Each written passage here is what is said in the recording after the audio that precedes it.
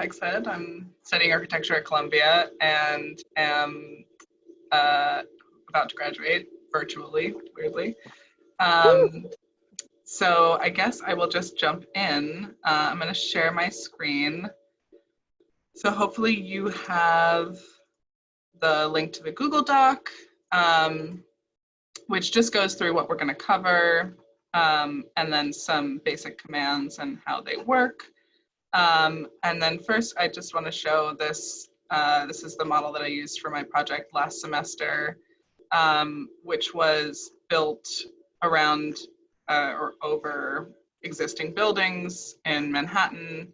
So we had to model all of these existing buildings, which was really nutty just from looking at photographs of them, and then created this whole kind of world on top. So just to give you a sense of like some of the things that you can do in Rhino. But if you're not interested in architecture, Rhino is also useful for a lot of other things. So I'm going to switch now to the Rhino file that I sent you. Let me also have this up. So just to get started, when you first open Rhino, either this file or any file, you have these 4 viewports. And so they're top, front, right, and perspective. And so that just allows you to view what you're working on from different views, perspectives, etc. So if you double click on the name of one of those, then that will full screen that view. If you double click again, it goes back to the 4 views. If you want to pan around, you hold right click and move. And that works for any of the sort of orthogonal views, ones looking at it straight. If you're in perspective and you hold right click, then it does this, it kind of swivels, it pans around. If you want to pan in the same way that you do here, just hold down shift and right click. And so that keeps the same like direction of view, but allows you to move around. So yeah, so without holding shift, then you kind of pan around like this. If you want to zoom, you use the scroll wheel on your mouse, and that works. So yeah, if you hover your mouse over any of these views, then you start working in that view. That's kind of how that works. And let's see what's next. So that's, yes, panning, zooming, and then selecting, you just left click on an object in here, and that selects it. If you want to select more than one thing, hold down shift like you would do in, you know, your file browser or whatever. And then if you want to deselect something, you hold control and it deselects that object. You can also click and drag and it selects multiple things at once. But there's a note that if you click and drag starting from the bottom right and going up, it selects everything in there. If you start from the top left and go down, it selects only things that are completely contained in that, in your little box. So here you get all 3. If you only do halfway, you get only these 2 objects. So that is about selecting. Let's see. Okay, so just some more notes on what's actually in this Rhino window. Let's make it a little bigger so you can see. You have the command bar up here, or this text thing that kind of keeps track of what you've done so far. So I do that and it says 1.2 curves added to selection. You know, if you deleted something, it would say command delete. I'm gonna undo that and leave it there. And then to execute commands in Rhino, there's a bunch of tabs that give you a bunch of different options. There's this bar on the side. Let's say you want to make a box, you can use that thing. But basically, the main way everybody executes commands in Rhino is by typing. So if you want to make a line, you can type the word line and hit enter, and then you make a line. And you can either hit enter or hit spacebar. They do the same thing, which is really nice because basically, like, once you get pretty proficient at Rhino, you want to have one hand on your mouse at all times, panning around, and one hand on the keyboard typing. So if you wanted to make a rectangle, you type rectangle, and you click and click, and you get a rectangle. So that's kind of what makes Rhino really amazing, is that if you want to do something, you type the word of what you want to do, and that's how it happens. It's like pretty intuitive in that sense. So like you want to make a sphere, you type sphere, and it autofills too. So if you start typing the word, then you don't have to finish typing it. You can just enter or space bar, and it will start doing it. So there you go. Now you have a sphere. So let's see, what was the next thing I was going to do? Bring this back over.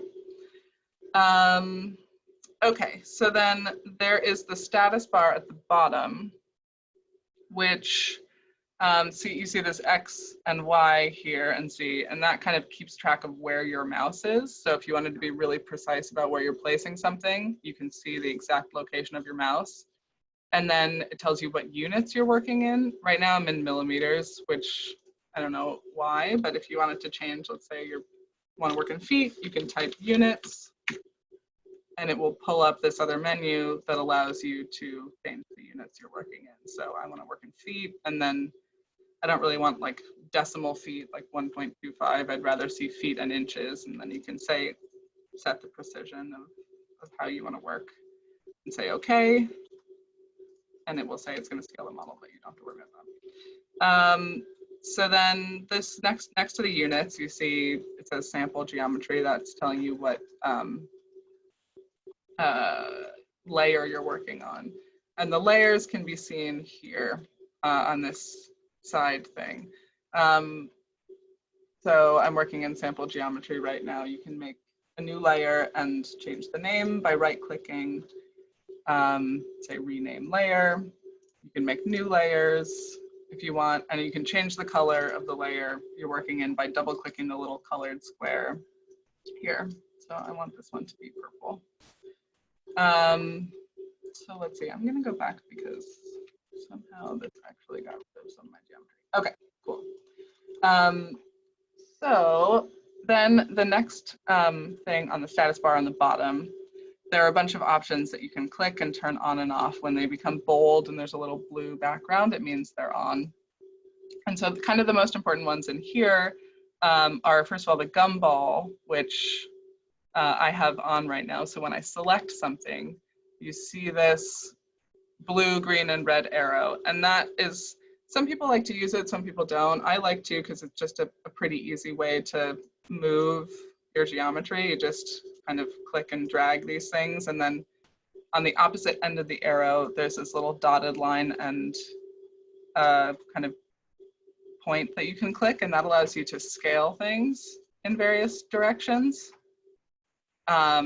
If you hold down Shift when you're scaling, it will scale it in all directions at the same time, as opposed to just one. So I like to have the gumball on. If you don't, that's fine. You can just click it and turn it off. And then when you select something, you don't see those arrows. But I think it makes moving things a little bit easier, so it's kind of nice. Then the other thing is O-snap, which is object snap. It controls the ways that you sort of select things. I'm going to double click into perspective and just leave that large because it's a little easier to see. So the object snaps are these things here, which you can check on and off. I usually leave these ones on. End, near, point, mid, perp, tan is kind of optional. So end means you can snap to the end point of something. So basically, if you're trying to execute a command, it will, as you approach, you see how it gives you end and point. It tells you where you're snapping to, like it kind of brings your mouse right to that point. So you have a little bit more precision when you're trying to execute commands. Near just means anytime you're near an object, it goes there as opposed to off of it. Let's see, midpoint is the midpoint. There, mid. If you kind of like go near it, it will give you that point. Point is just the point, exactly. And perpendicular tells you when you're moving something perpendicular to something else. Center point is nice sometimes, but it's a little finicky because you have to kind of go towards the edge of something and then see it snaps to the center. So you're moving from the center of it, but you can't really get to it by being near the center. You have to go near the edge of that geometry. So that's a little annoying and is only useful sometimes. So I generally leave that one off So that I think is kind of the most important parts of these. The status bar at the bottom. Oh, I guess the other thing to mention is ortho, which if you have on, it constrains your movements to orthogonal like X and Y. See how it's like moving straight? If you have it off, you can just kind of go freely wherever. There's kind of generally two types of people who use Rhino, either people who keep ortho on or ortho off. If you want to constrain to orthogonal movements and you don't have it on, you just hold shift and it does exactly the same thing as having ortho on.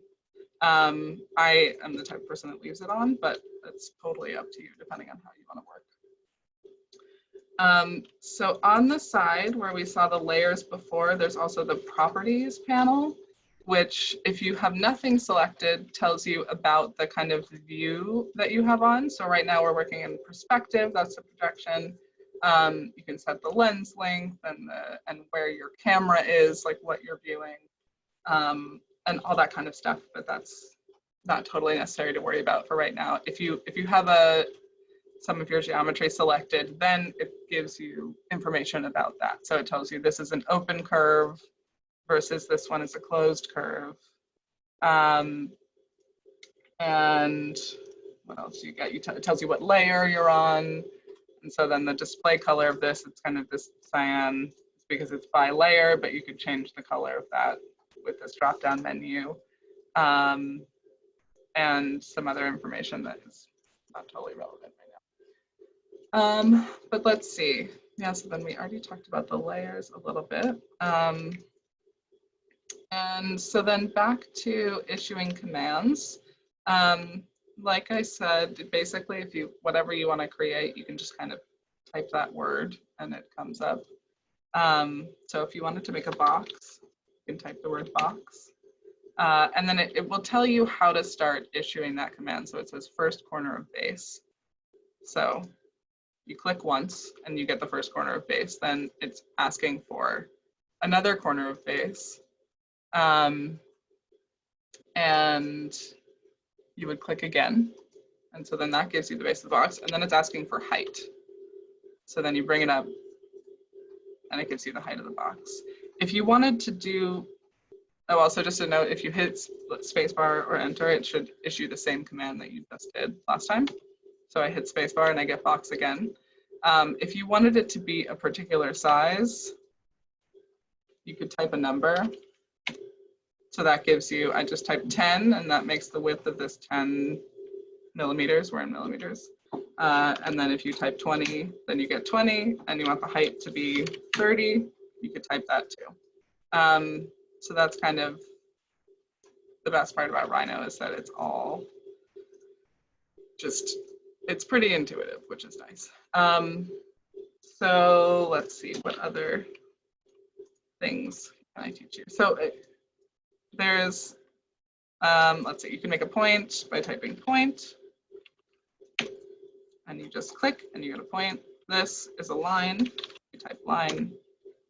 There's start of line here and end of line. And same way you could type a number and it will give you that length. It will make that line that length. With a rectangle, I can't spell.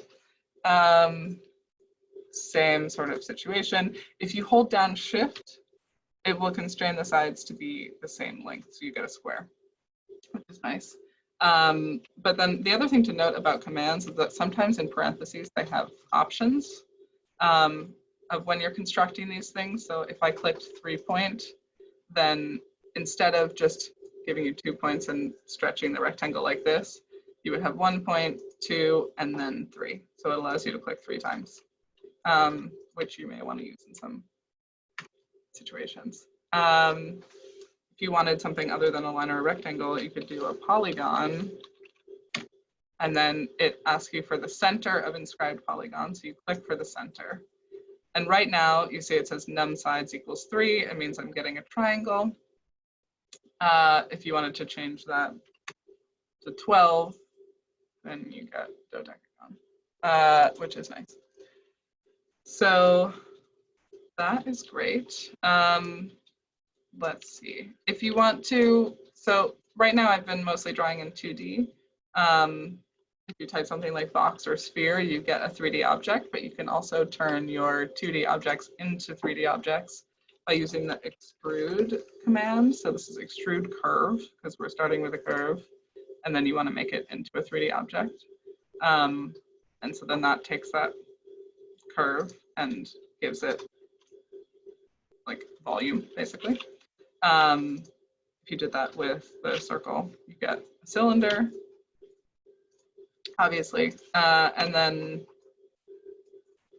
that, I think, is kind of the basic introduction to those things. Let's extrude this one, and then we can try to work with the 3D object. So we have this 3D object, then you don't just have to make it and it sits there, you can move it. So if you type move, then you can use your snaps to move it from a particular point.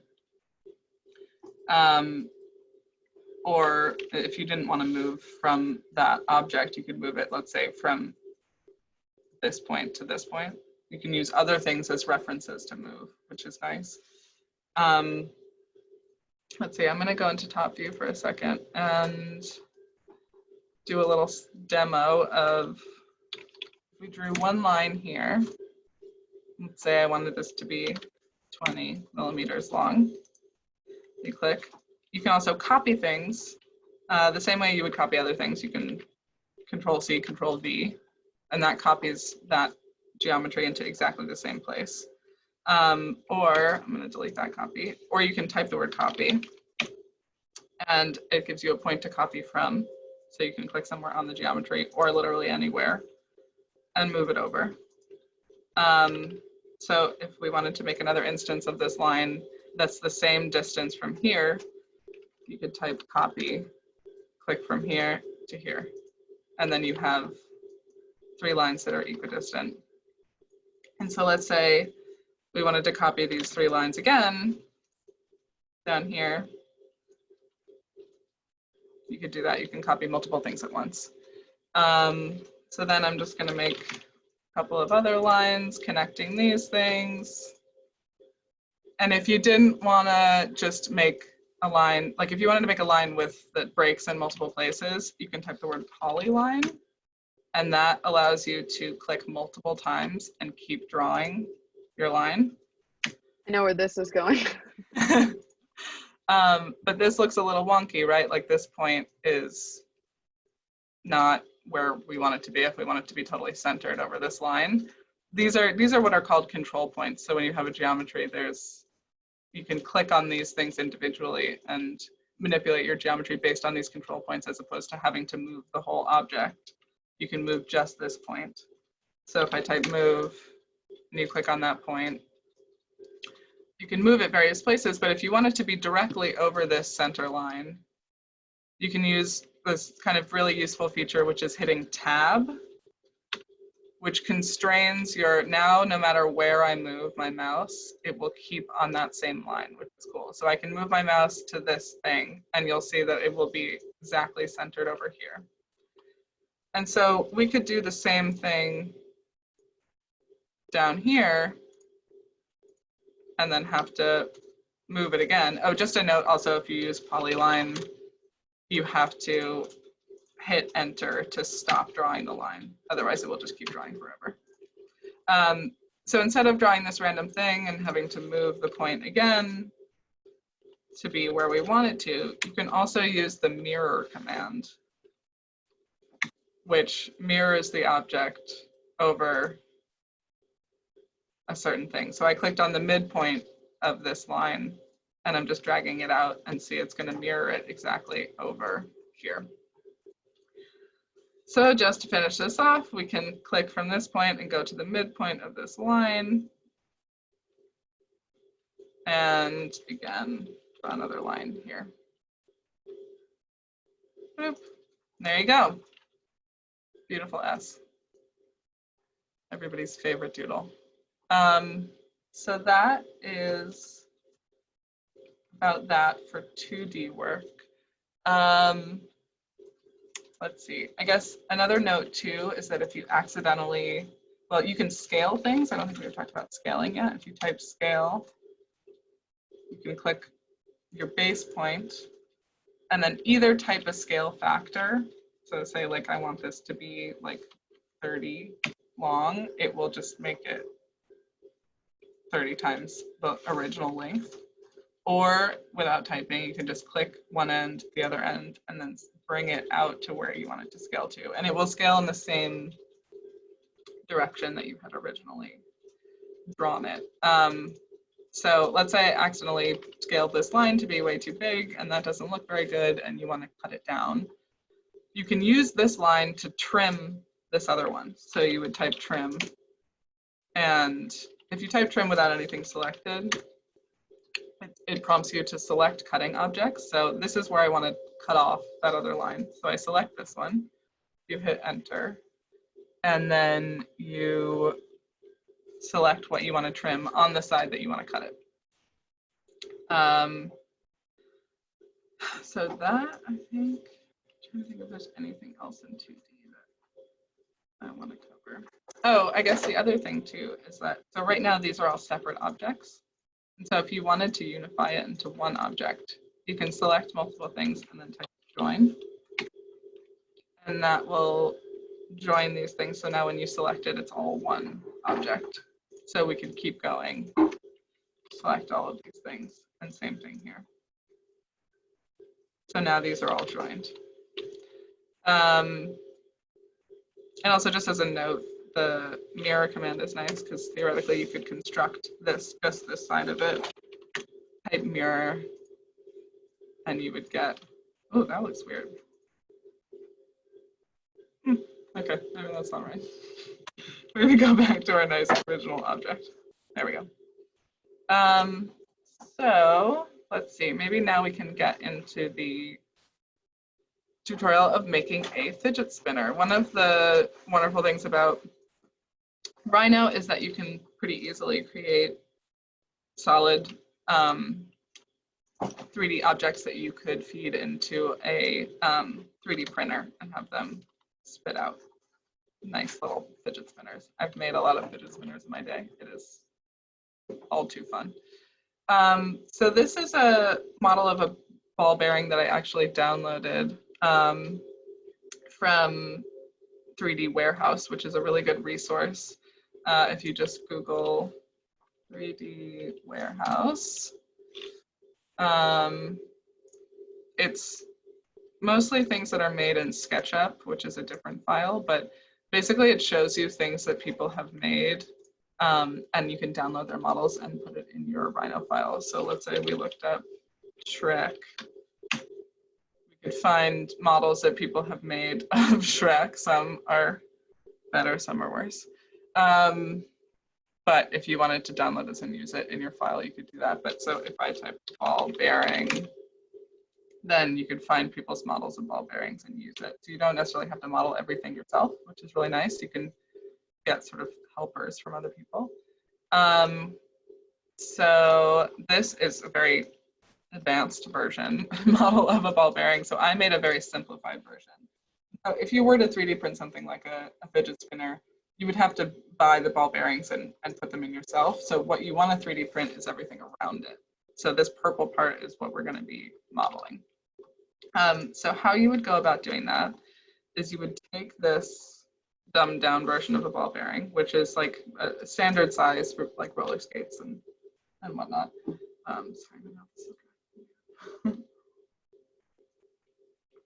And the way that they typically work, I'm going to go back to top view, is either there's 3 in a row vertically like this, something like that, or it's like this and they're rotated around. There's 3 around the outside of this center point. And so we're going to work on this version for today.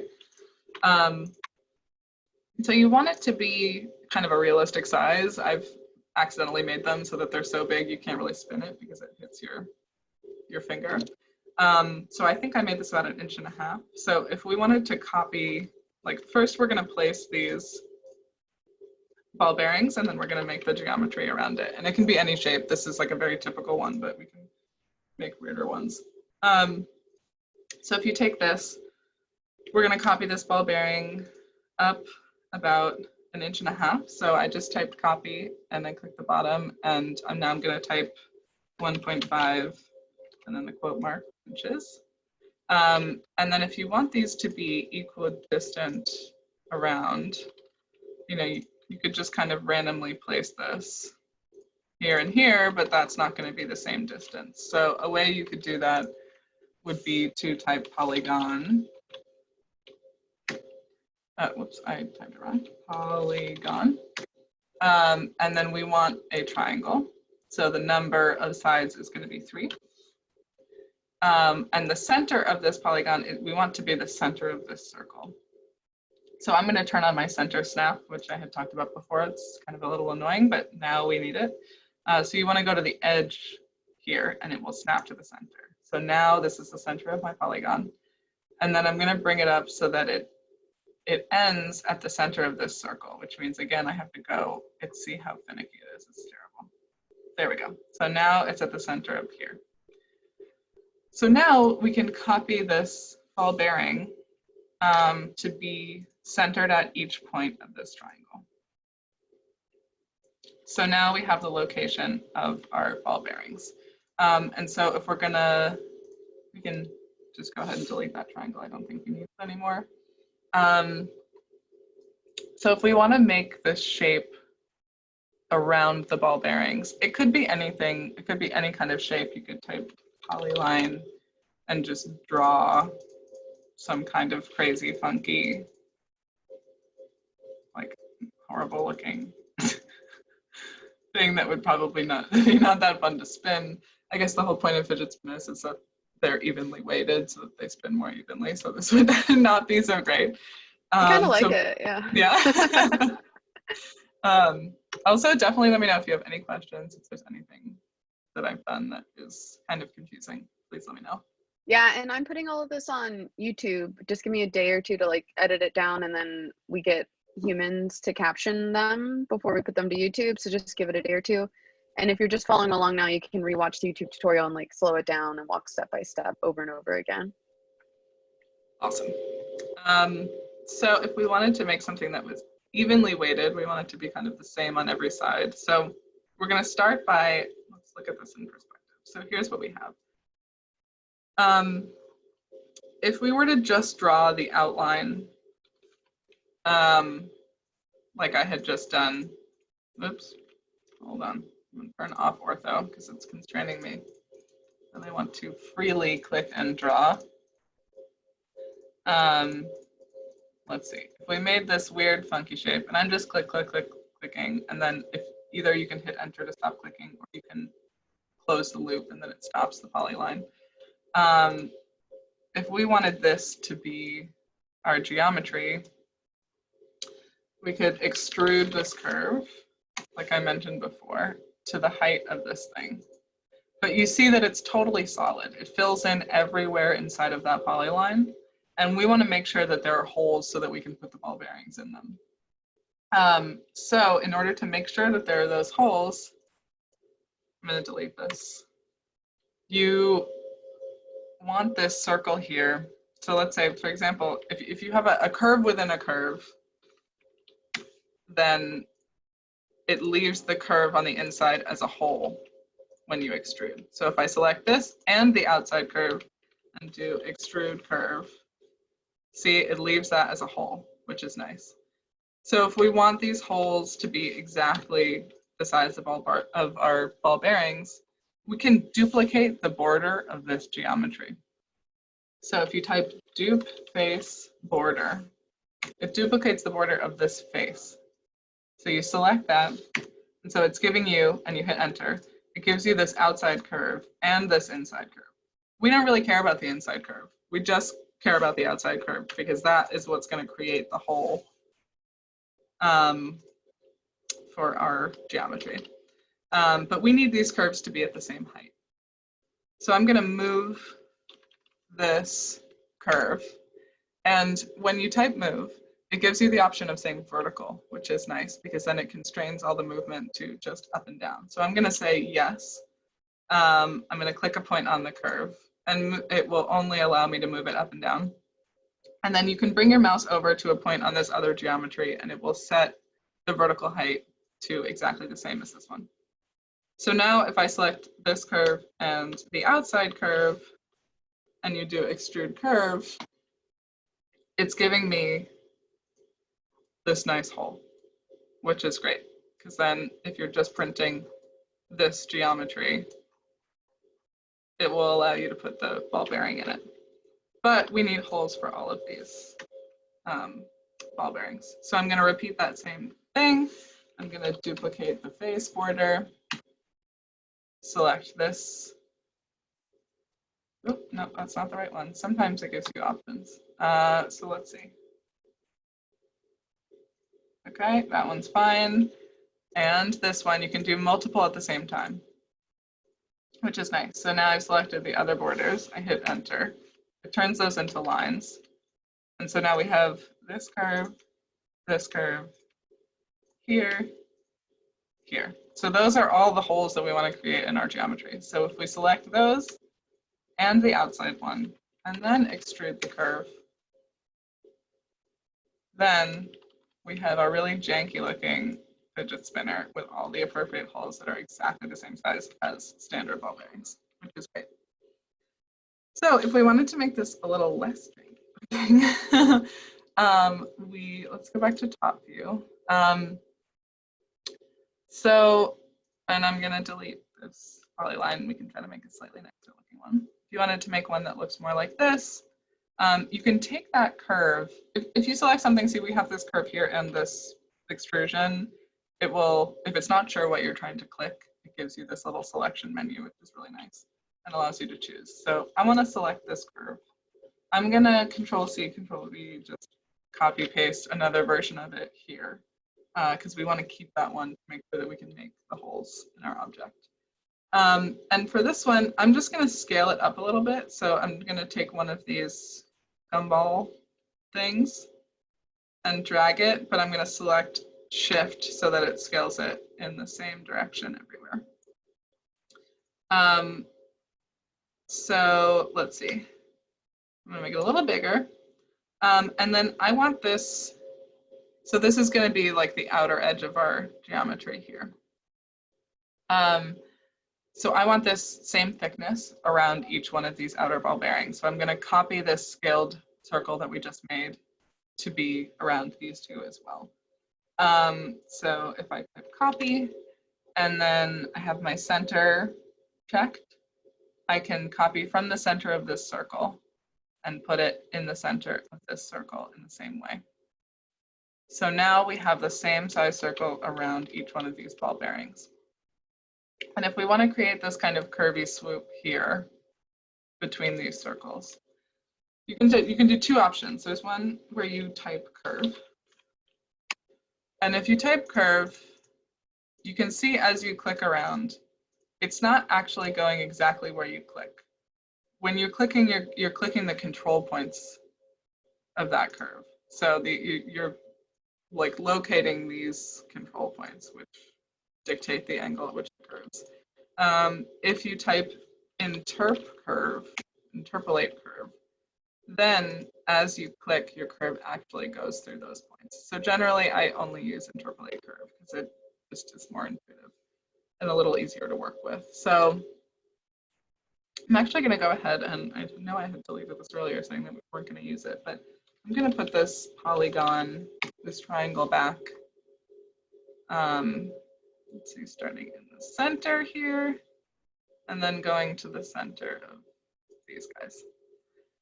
Just as a reference, because then if we do interpolate curve, you can start somewhere on this circle, go to the midpoint of this triangle, and back to somewhere on this circle, and hit enter to stop drawing the interpolate curve.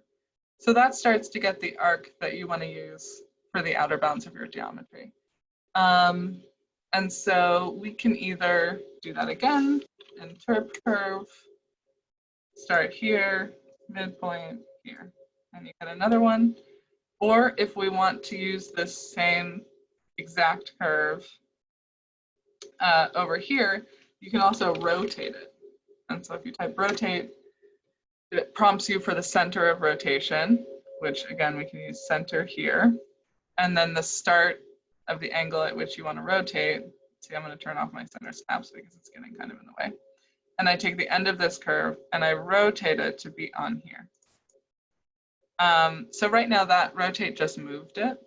So if we want to do this again and not just have it move it, but want to make a copy of it,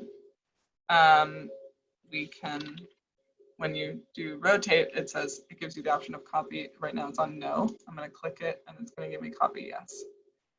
So again, we go from the center of here. That's the center of our rotation. It gives you the circle that shows you how it's going to rotate. You click the end, and then you click where you want it to land. So I'm going to put, I want it to land on this circle. And then when copy's on, it's going to prompt you to, like, it will just keep going forever. So you have to hit escape to end the command. So now this same curve is also here. So if we wanted to do that again and have it be the same thing on all sides, we can do rotate again. Copy is still on, it says yes. We make the center of our circle here, go from this end to here. And then again, you have to press escape to exit this thing. So now we have a whole bunch of lines, but all we want are the exterior. So we're gonna select basically everything here, although I'm gonna deselect using control these ball bearings because we only wanna deal with the lines right now.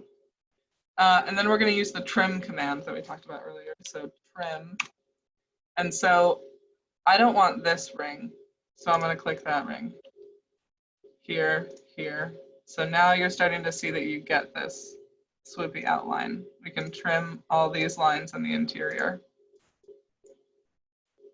And then you start to see the outline of this object. Again, we're gonna get rid of this triangle because it was just for reference.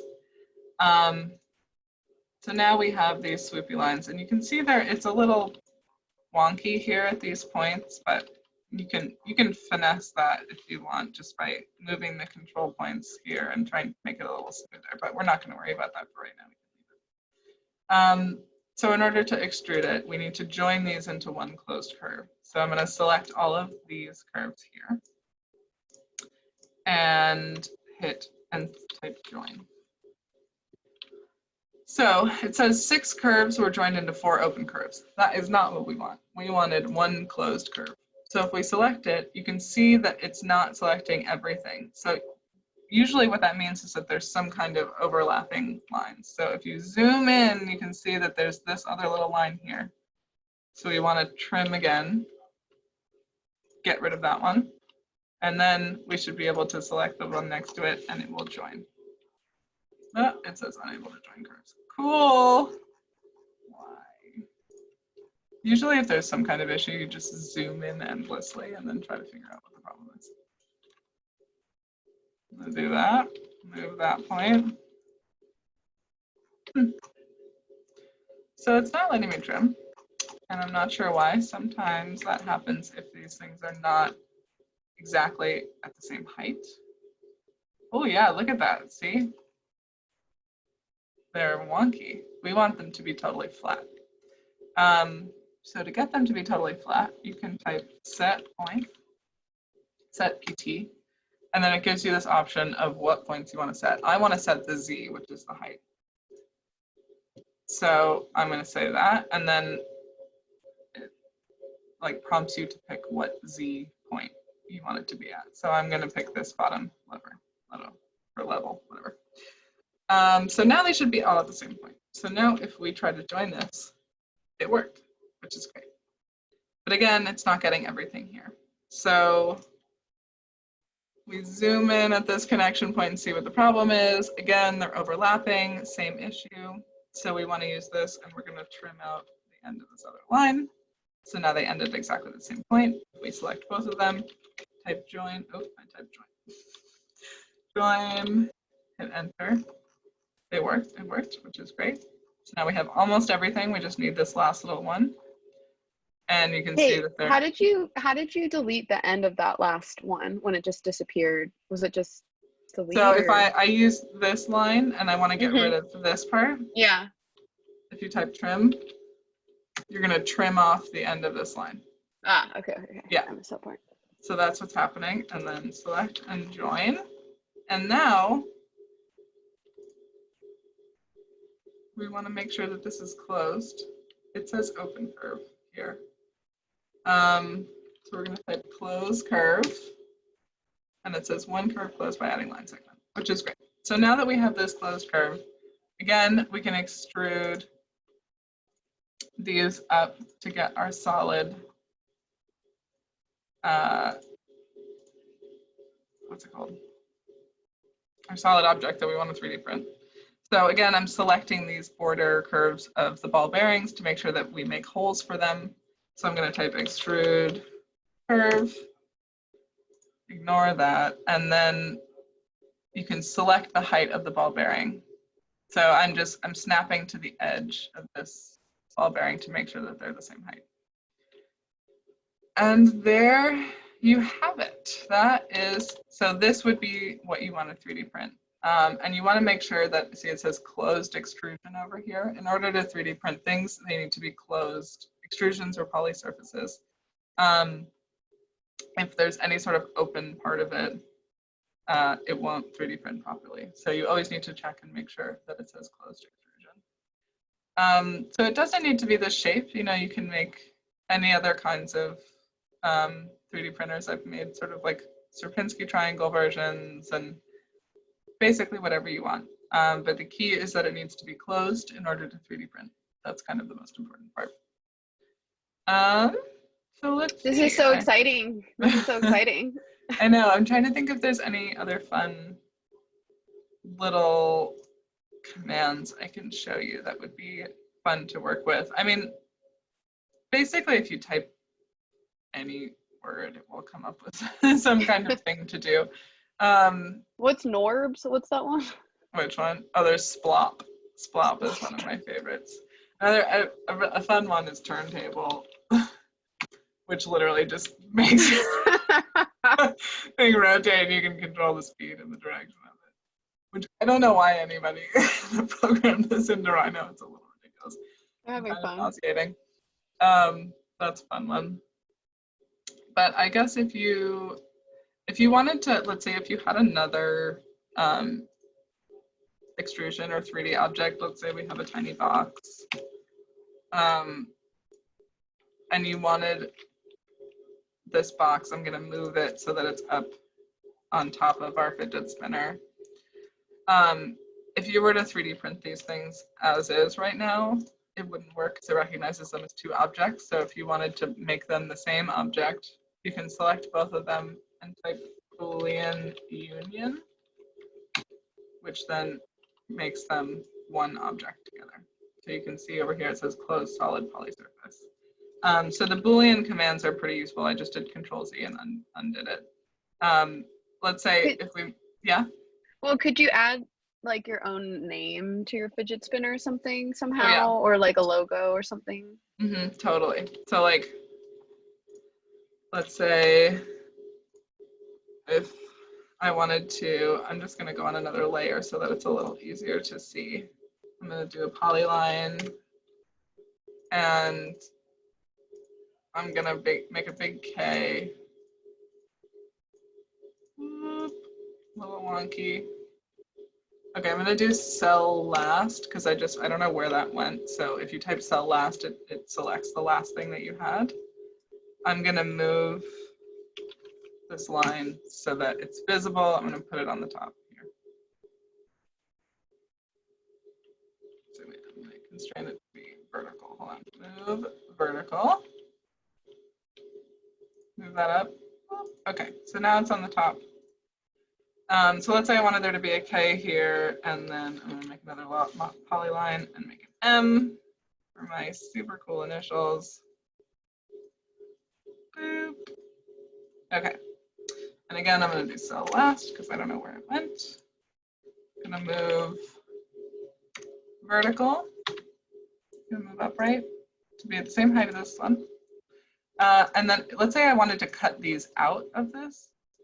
so that they were more holes in my geometry, but in the shape of my initials. I can extrude these curves so that they become solid. I'm just gonna make them really big.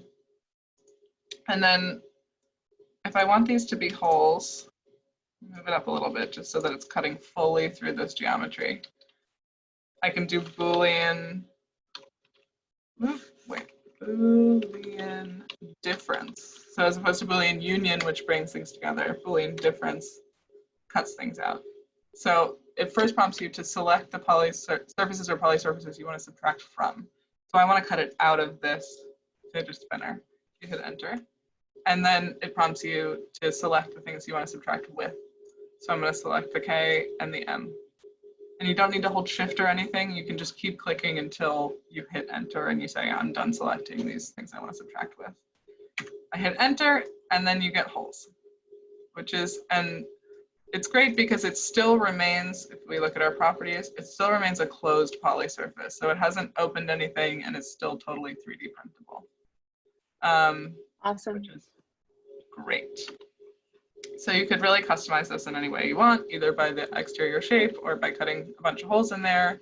And it should be totally fine to 3D print. So this is applicable to anything you might want to print. You can make, I think it's easiest if typically it has a flat bottom, so it can sit flat on the bed. Issues with 3D printing are when there are big overhangs. So if you had something that like got way wider at the top, it's going to need like a lot of support, which can sometimes screw things up. But typically flat objects are pretty good. You can make cookie cutters. You can make, I don't know, basically anything you want. But yeah, if anybody has any questions, let me know if there's anything specific you want to learn. Typically I use Rhino both for 3D modeling and also for just drawing in 2D. If you wanted to make a drawing with, like, turn a photograph into a bunch of line drawings, you could do something like, you could type picture frame, which allows you to put like a JPEG or another file in Rhino. So I'm going to put this cat full of bees in here. And so if you wanted to trace this, you could do like interp curve and, you know, trace the whole cat, blah, blah, blah. I'm not going to go through the whole thing, but if you move this, you can see how you could very easily trace images and use that line work. I guess an important thing to note is that if you want to get things out of Rhino, you can select it and type export. And so that will prompt you with a menu of like what file type you want this to export as. You can get a PDF, you can get something like a Illustrator file to put in Illustrator, and you can adjust the line work there. Or if you're 3D printing, you want to export these objects as, I think usually OBJ files, or STL sometimes, but you should check with the people that you 3D print with. So that's how to get things out of Rhino, which is an important point. But yeah, I don't know. I'm trying to think if there's anything else. I feel like. Hey, how do people easily learn commands if they're trying to work with the That is a very good point. tool? Like, how do you look up that reference? So I think in this Rhino file, I put a link to Rhino's website. It has an incredibly helpful command list file, which is great. It literally has every command in Rhino. And when you click on one of them, let's say array hole, it gives you a video. First of all, it enumerates the steps you take to actually issue that command, and then it shows you a little video of like how it actually happens, which is amazing. And then it also gives you kind of the options that come up in parentheses when you execute that command. And sometimes it gives you other similar commands too. So this is an incredibly useful list. that is in that Google Doc, so you can search through here. Either Control F and try to find a word, or, you know, because also like, it's not just about finding new commands too. It's like if you execute a command in Rhino and you're not really sure how it's happening or how it's functioning or what the options mean, this is a very helpful tool because it actually teaches you how all these commands work. Very helpful. Yeah, no, it's great. And then also Bob McNeil made a bunch of helpful tutorial videos and things. So if you want to learn more how to use Rhino, it's a program originally made for jewelry design, and then now is very widely used by architects and a bunch of other people. So basically can be used to model anything, and is pretty cool. But yeah, I think that is all I had on the docket. I would advise you to play around in 3D Warehouse because there's a lot of, you can see what other people use these programs for, and that's pretty fun. You can make peppers. There's a lot of fun stuff on here. It's really cool. But yeah, I don't know. I think that's. Yeah, I guess if there's any last questions, ask them now. Yeah. And then if not, thank you so much, Kate. And I'm excited to share this to YouTube, and I'll put links to what you got a clap from Brandon. Thanks, Brandon, for joining. Thanks, Brandon. Yeah, and I'll put links in the YouTube as well, so people can follow along without watching the YouTube to get to the reference sheet and get to the downloadable fidget spinner as well. Cool. Awesome. Thank you, Kate. Appreciate it. Great. Yeah, no problem. Thanks, guys. Thank you. Bye. Bye.